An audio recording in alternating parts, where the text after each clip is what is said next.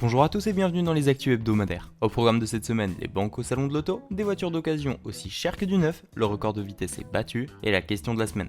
Vous êtes sur la chaîne de Ça roule Raoul et on est parti pour les actus de l'auto.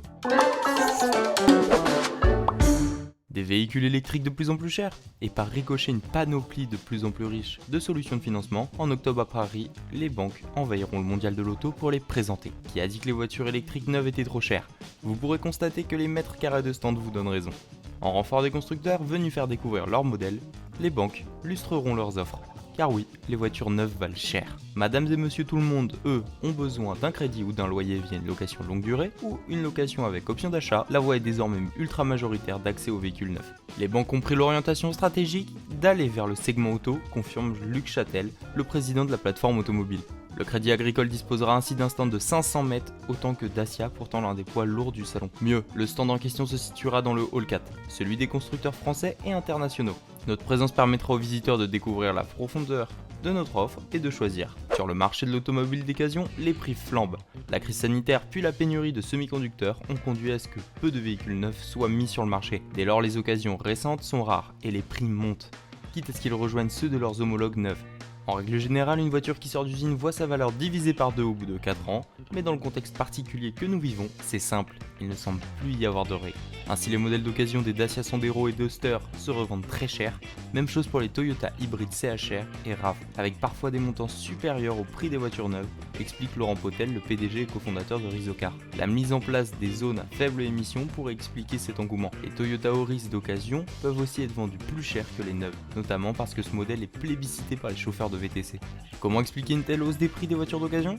Les acheteurs acceptent de payer un surplus pour acquérir une voiture immédiatement et pas dans plusieurs mois. Les délais d'attente des voitures neuves à l'achat pouvant aller de 12 mois, les entreprises commenceraient à demander des voitures d'occasion pour leur flotte, ce qui augmente la demande sur un marché déjà en surchauffe, dont les sources sont en train de s'assécher. Les prix du marché de l'occasion se sont envolés, ayant gagné en moyenne près de 20% sur un même modèle par rapport au début de 2020. En 2021, les ventes de véhicules de seconde main avaient battu tous les records. Mais en 2022, l'euphorie est retombée, notamment en raison des prix. Sur les 7 premiers mois de 2022, 3,1 millions de voitures d'occasion ont en effet été vendues, soit une baisse de 13,9% par rapport à 2021, sur la même période. Battra un record de vitesse dans une Corvette C7? Ce n'est pas gagné d'avance. Bien sûr, cette muscle car américaine est très puissante, mais bien loin de certaines supercars. Mais pour marquer l'histoire, Scott Burner a trouvé la solution. Il s'est attaqué à un record particulier, celui de compléter 1 mile, 1,6 km, le plus vite possible, mais en marche arrière. Pour cela, cet américain fan d'automobile s'est rendu dans le Kentucky au musée national de Corvette. Cette Corvette C7 évoluait donc à domicile. Elle n'a pas déçu. En 3 accélérations seulement, le précédent record déjà détenu par Scott Burner a été pulvérisé. Une vitesse moyenne de 72 km/h pour une vitesse de pointe enregistrée à 85. Même en marche arrière, cette voiture en a dans le ventre.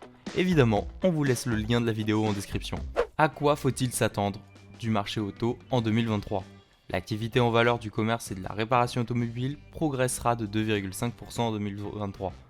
Cette croissance sera essentiellement portée par le rebond attendu des ventes de voitures neuves, conséquence de la résolution progressive des pénuries de semi-conducteurs. Un rebond qui sera toutefois modéré, car la demande sera contrainte par une conjoncture économique difficile. Du côté de l'occasion, un léger rebond est également attendu, en particulier concernant les voitures d'occasion de moins de 2 ans qui connaissent actuellement une pénurie d'offres. Enfin, l'activité de l'entretien-réparation progressera modérément, avant tout en raison des hausses de prix pratiquées. La semaine dernière, on vous a demandé si avez-vous constaté une augmentation de l'incivilité sur la route. Et donc la question de la semaine, pensez-vous être un bon conducteur? On fera un sondage dans l'onglet communauté. Donc merci d'avoir regardé la vidéo. Si vous avez la moindre question sur l'automobile, n'hésitez pas à aller sur notre site internet. On se donne rendez-vous ce dimanche pour les astuces de Raoul. En attendant, abonnez-vous, mettez un like et à bientôt dans une autre excellente vidéo.